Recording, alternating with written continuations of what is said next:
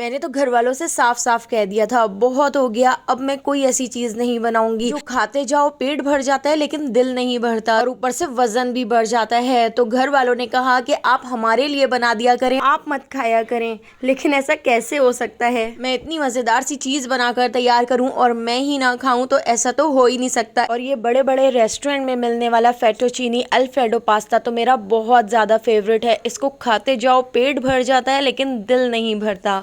तो यहाँ पर मैंने कुछ मसाले ले लिए हैं, मसालों को हम एक साथ अच्छी तरह से मिक्स कर लेते हैं। ये सारे मसाले मैंने स्क्रीन पर लिख दिए हैं। तो इस तरह से हमने हाफ टी स्पून ये सारे मसाले ले लिए हैं और मसालों को हम अच्छी तरह से मिक्स कर लेते हैं। और मसालों को मिक्स करने के बाद अब मैंने यहाँ पर चिकन की फिले ले ली हैं। तो 2 चिकन के इस तरह से मैंने बोनलेस पीसेस ले लिए हैं और इनके ऊपर हम इस तरह से ये मसाला डाल देते हैं। अच्छी तरह से भरकर मैं इस मसाले को चिकन फिले के ऊपर लगा देती हूँ, इसके ऊपर मैरिनेट कर लेती हूँ। दोनों साइडों पे हम अच्छी तरह से भरकर इसके ऊपर मसाला लगा देंगे। इसके साथ ही मैंने यहाँ पर सोया सॉस ले लिया है, तो 2 टेबल स्पून मैं इसके अंदर सोया सॉस ऐड कर देती हूँ और 1 टेबल स्पून भर के हम इसके अंदर ऐड कर देते हैं कुकिंग ऑयल।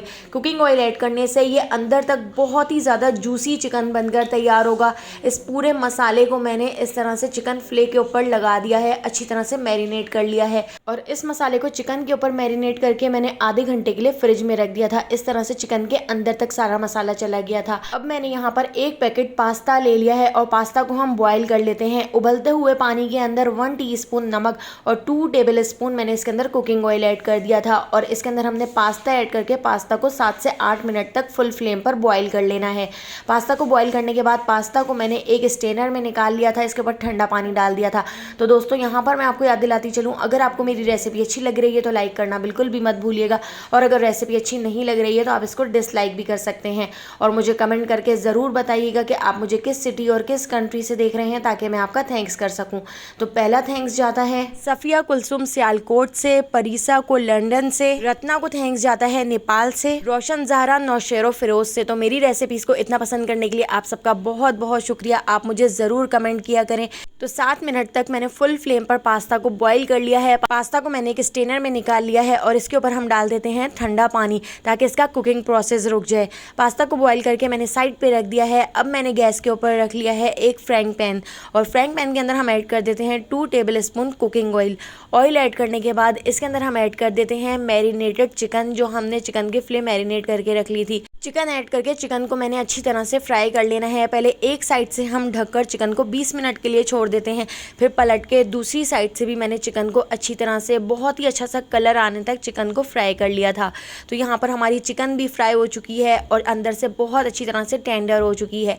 तो चिकन को मैं एक प्लेट में निकाल लेती हूँ। अब इसी फ्राइंग पैन के अंदर 1 table spoon cooking oil add कर दिया है और इसके अंदर हम कुछ सब्जियां ऐड कर देते हैं। तो यहाँ पर मैंने एक बड़े साइज़ की शिमला मिर्च ले ली थी। हरे प्याज के ऊपर वाला हिस्सा हमने इस तरह से कट करके इसके अंदर ऐड कर दिया है और 1 कप मैंने यहाँ पर ले लिया है frozen corn. Half tea spoon मैंने इसके अंदर नमक ऐड कर दिया है, हाफ टी स्पून पिसी हुई सफ़ेद मिर्च, हाफ टी स्पून पिसी हुई काली मिर्च और इन सारी सब्जियों को फुल फ्लेम पर 2 से 3 मिनट हमने फ्राई कर लेना है। इनको क्रंची ही रखना है, बहुत अच्छी तरह से हम इस तरह से इनको चमचा चलाते हुए फ्राई कर लेंगे। अगर आपके पास और कोई दूसरी सब्जियां हो तो वो भी आप इसके अंदर ऐड कर सकते हैं। सब्जियों को फ्राई करके मैंने साइड पे रख लिया है। अब मैंने यहाँ पर एक कढ़ाई ले ली है। कढ़ाई के अंदर 1 table spoon cooking oil add कर दिया है और 1 टेबल स्पून भर के हम इसके अंदर बटर ऐड कर देते हैं।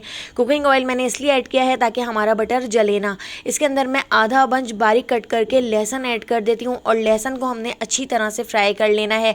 इतना फ्राई कर लेंगे कि लहसुन के ऊपर हल्का हल्का सा गोल्डन सा कलर आना शुरू हो जाए। अब हमने इसका लो फ्लेम कर दिया है और लो फ्लेम पर हम ऐड कर देते हैं 2 टेबल स्पून भर के इसके अंदर मैदा ऐड करके मैदे को हमने 1 से 1.5 मिनट अच्छी तरह से फ्राई कर लेना है। इतना फ्राई कर लेना है कि मैदे का कलर भी हल्का हल्का सा गोल्डन हो जाए। तो देखिए यहाँ पर मैदा भी हमारा बहुत अच्छी तरह से फ्राई हो चुका है। अब हम इसके अंदर ऐड कर देते हैं दूध। तो यहाँ पर मैंने 2 कप दूध का इस्तेमाल किया है और थोड़ा थोड़ा करके हम इसके अंदर दूध ऐड करते जाएंगे और इसको मिक्स करते जाएंगे।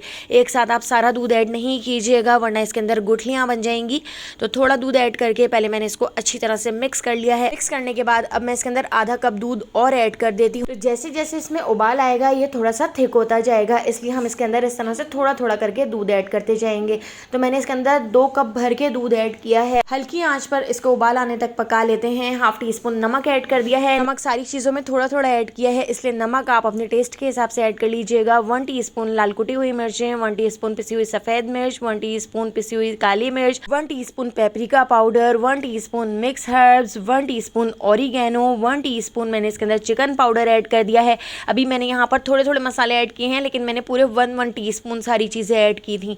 और इसको भी मैं अच्छी तरह से मिक्स कर लेती हूँ। लो फ्लेम पर हम इसको बॉयल आने तक पका लेते हैं। लो फ्लेम पर जब इसके अंदर बॉयल आना शुरू हो गया था तो मैंने इसके अंदर एक चीज़ का स्लाइस ऐड कर दिया था और थोड़ा सा मैंने इसके अंदर मोज़रेला चीज़ भी ऐड कर दिया था और इसको भी हम मेल्ट कर लेते हैं। लो फ्लेम पर मैं इसको अच्छी तरह से मिक्स करके मेल्ट कर लेती हूँ। जैसे जैसे इसमें उबाल आएगा तो ये थोड़ा सा थिक होता जाएगा, तो थोड़ा सा दूध आप इसके अंदर और ऐड कर लीजिएगा और इसकी एक सॉस बनाकर तैयार कर लीजिएगा। यहाँ पर जो हमने सब्जियाँ फ्राई करके निकाल ली थी तो सब्जियाँ भी हमने इसके अंदर ऐड कर दी हैं और यहाँ पर 3 हरी प्याज के नीचे वाले हिस्से को भी हमने इस तरह से कट करके ऐड कर दिया है और इसको मैं अच्छी तरह से मिक्स करके थोड़ा सा पका लेती हूँ। हाफ टी स्पून मैंने इसके अंदर भुना कुटा जीरा ऐड कर दिया है। तो देसी तड़का देने के लिए आप इसके अंदर भुना कुटा जीरा ज़रूर ऐड कीजिएगा, बहुत अच्छी खुशबू आती है। तो इसके अंदर अब हम ऐड कर देते हैं बॉयल हुआ हुआ पास्ता ऐड करके पास्ता को मैं इसके अंदर बहुत अच्छी तरह से मिक्स कर लूँगी और मिक्स करने के बाद इसको हम अब काउंटर के ऊपर ले आते हैं। और जो हमने चिकन की फिले फ्राई करके रख ली थी तो इसको भी मैं इस तरह से लंबाई में कट कर लेती हूँ और लंबाई में कट करके अब हम इसको डिश आउट कर लेते हैं। यहाँ पे हमारा बहुत ही टेस्टी, बहुत ही मज़ेदार, बड़े बड़े होटलों में मिलने वाला फेटिचिनो अल्फ्रेडो पास्ता की रेसिपी बनकर तैयार हो चुकी है। तो अगर आपको ये मज़ेदार सी रेसिपी पसंद आई हो तो लाइक, शेयर और सब्सक्राइब करना बिल्कुल भी मत भूलिएगा और बेल आइकॉन के नोटिफिकेशन को ज़रूर ऑन कीजिएगा। फेसबुक, टिकटॉक या यूट्यूब पे देख रहे हैं तो मेरे चैनल को ज़रूर फॉलो कर लीजिएगा, वहाँ पर भी डेली बहुत ही मज़ेदार सी रेसिपीज़ शेयर करती रहती हूँ। तो आने वाली वीडियो तक मुझे दीजिए इजाज़त। अल्लाह हाफ़िज़।